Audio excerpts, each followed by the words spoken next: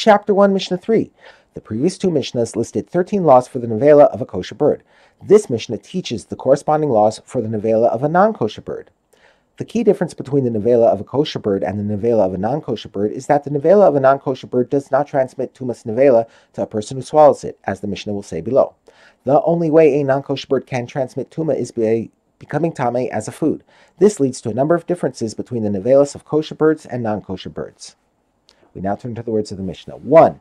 The carcass of a non-kosher bird needs an intention to use it as food before it can become tameh as a food. 2.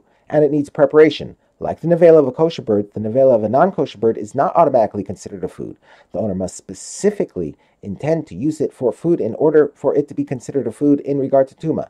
However, even after he intends to use it for food, it still does not become tameh until it is prepared for tuma by becoming wet and then touching something that is tameh. In this, it is different from the nevela of a kosher bird. The Mishnah teaches the minimum size needed in order for the meat of a non-kosher bird to transmit tuma. 3. A piece of it, the size of an egg, transmits food tuma to other foods or liquids, while a portion of it, the size of half a peras, 1.5 eggs, disqualifies the body of the person who eats it in regard to eating or touching terumah. 4. But it does not have the law that a piece the size of an olive transmits tuma in the throat to someone who eats it. That law was said only for the nevela of a kosher bird, not for the nevela of a non-kosher bird. The Mishnah now teaches the legal consequences that apply to someone who became tameh from eating the nevela of a non-kosher bird. 5. Someone who eats half a peras of it and becomes tameh must then immerse himself in a mikveh, but he does not need to wait for the sun to set afterward to become completely tahor. Rather, he becomes tahor as soon as he immerses, and he may immediately eat terumah. 6. People who eat it and become tameh from it are not liable for entering the Beis HaMikdash because of it. Since the tuma for eating half a peras of tameh food is only rabbinic, the biblical penalty for entering the Beis HaMikdash while tameh does not apply to this tuma. 7. But terumah is burned because of it. If a person became tameh from eating this amount of the nevela of a non-kosher bird, and he then touched terumah, the terumah is tameh and must be burned. The Mishnah now teaches another law about non-kosher birds. 8. Someone who eats a limb taken from a non-kosher bird while it was still alive does not receive 40 lashes, i.e. malchus. The prohibition against eating a limb from a live animal does not apply to non-kosher birds.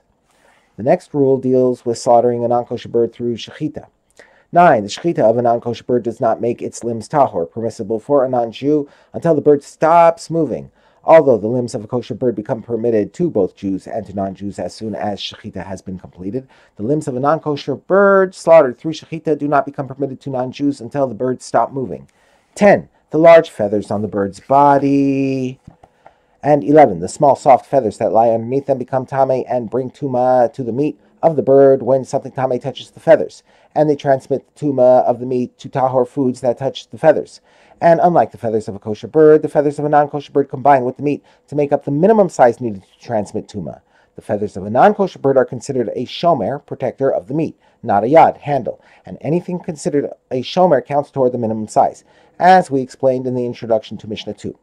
12. The small edible parts of the beak, and 13. The small edible parts of the claws become tameh and bring tuma to the meat of the bird when something tameh touches the feathers, and they transmit tuma from the meat to tahor foods that touch them because they are considered food. And since they are considered food, they also combine with the meat to make up the minimum size needed to transmit tuma.